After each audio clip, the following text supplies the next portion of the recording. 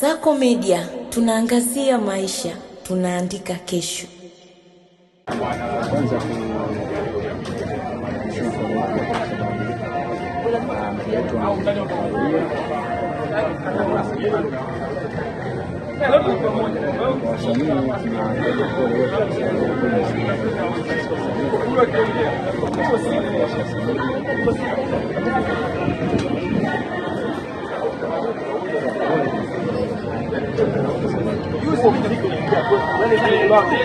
na jinsi ambavyo wewe binafsi ulipata taarifa ya kifo cha marehemu Onyango.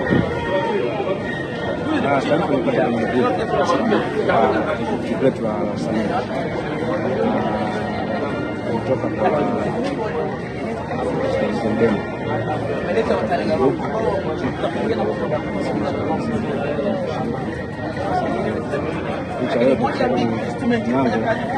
mmoja kati ya waasisi kama sisi wenyewe tunasikia kwa wadogo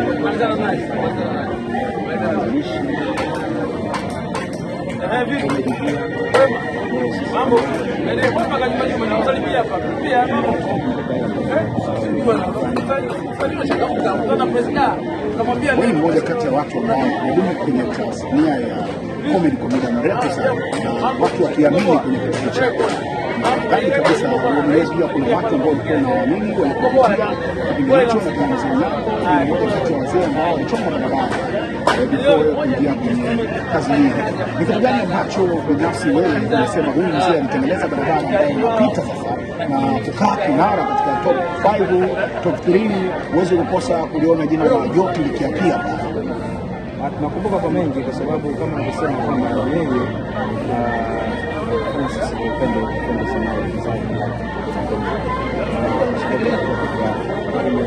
Onyango, mimi kama msikia karibu pia vizuri ni kwamba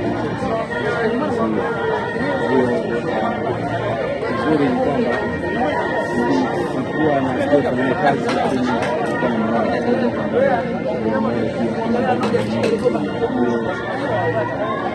historia nyingi sana kupata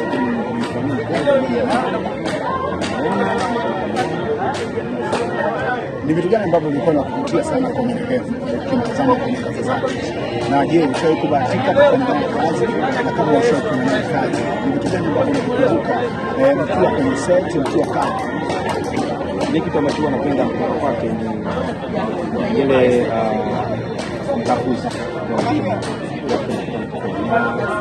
kafuzi inamtambulisha yeye kwamba huyu msikia hapa kwenye radio, unajua kwa sababu ni mwana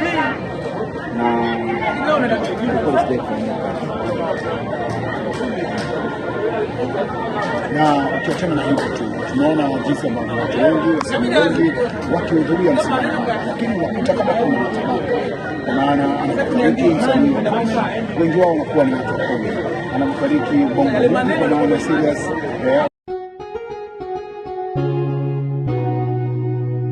Kasako Media, tunaangazia maisha, tunaandika kesho.